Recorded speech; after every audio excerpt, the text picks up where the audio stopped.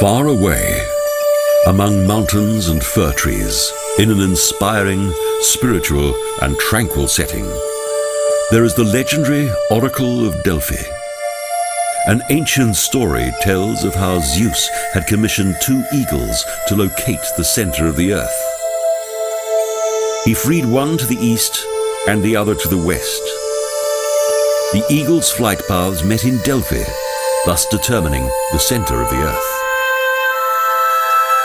Once, a decorative stone in the shape of a horn called omphalos stood in front of the temple, thus marking the navel of the earth.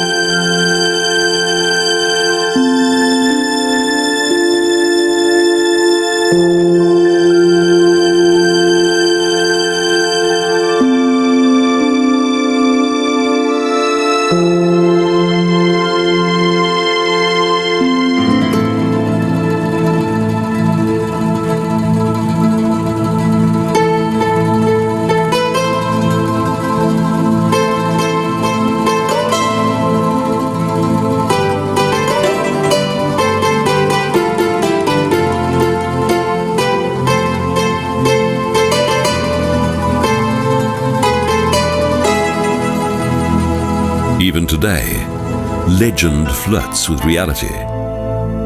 And just as in earlier times, even though now devoid of inhabitants, this place has retained its own unique aura.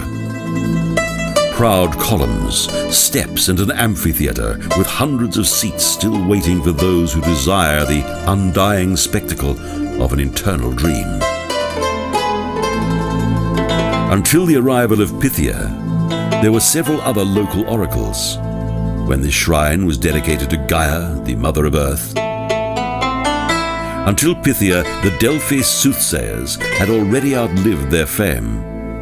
But Apollo came from the north and killed Python, who had been guarding his mother's shrine.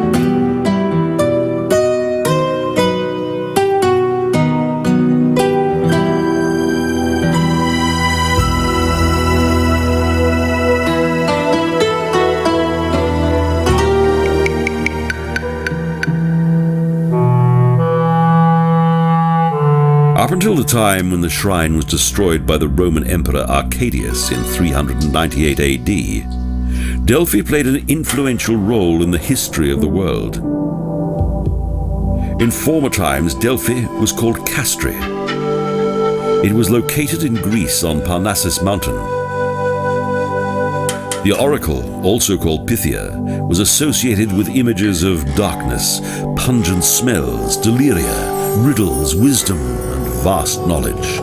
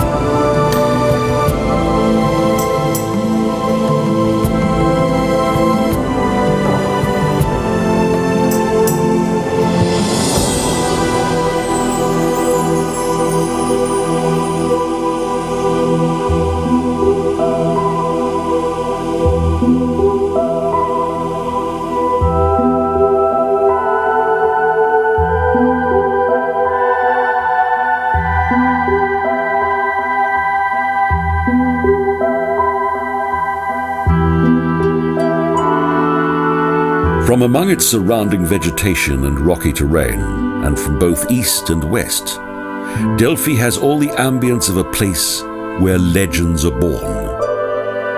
It is this special ambience that reaches into the depths of the human soul, where miracles are created, and where one can live side by side with legend. The Oracle of Delphi, as both stone and shrine, is located here on the slopes of Parnassus mountain, and as a whirlwind and a dream that enters the very soul. Legend has it that long ago a shepherd observed that his goats were behaving strangely close to a hole in the ground. He told his neighbors of this. The curious came to see for themselves. They fell into a trance and began whispering indiscernible words that were thought to be prophecies. They continued until some of them, still in a trance, threw themselves into the hole and were lost forever. Following this, an official of a nearby city, or perhaps a priestess of Mother Earth, appointed a woman as soothsayer and oracle. Next, a shrine for the goddess was erected, and also a house for the oracle.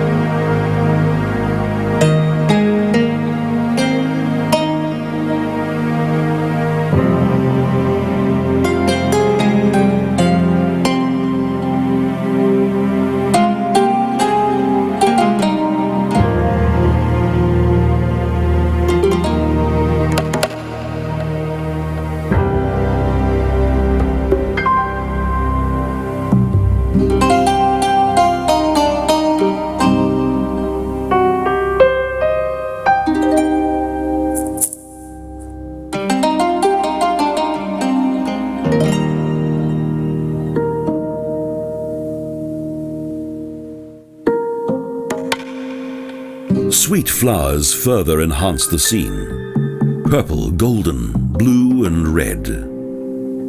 The words of the oracle have always been as alluring and seductive as the color of flowers and as lethal as a hidden snake.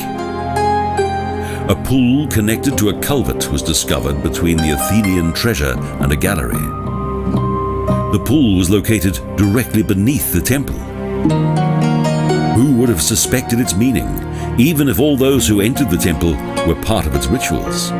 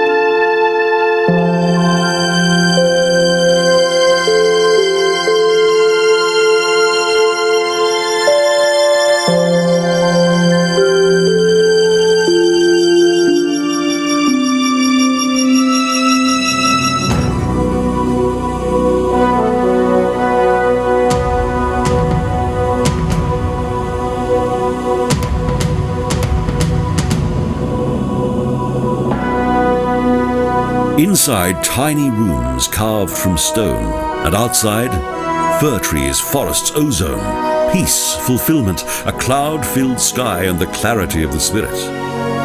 And as the fame of the oracle spread, people came from far and wide, from Egypt, Asia Minor, and Italy.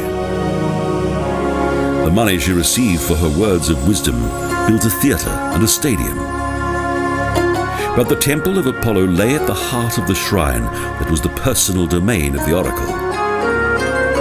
At night, and if the legend is still alive in you, you may hear a distant babbling. It's the sound of those who visited the temple in ancient times.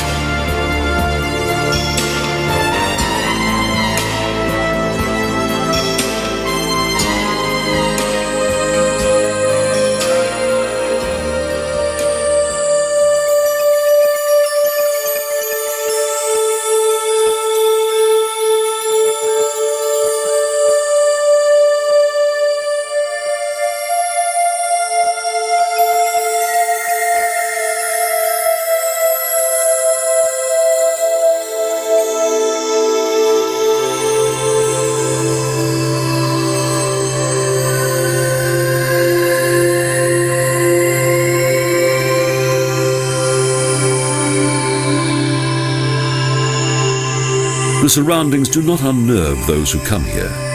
On the contrary, they have a calming effect. The afternoon air is soothing, the sun pleasant, and stone benches are a welcome place to rest. Beneath the temple there is a pool where the oracle took her ritual bath. On the morning of the day of the oracle's prophecy, a goat was sacrificed on an altar dedicated to Apollo. Purification then followed. Dressed in a ceremonial robe, the oracle chewed bay leaves, sat on a tripod, and began to inhale foul-smelling vapors.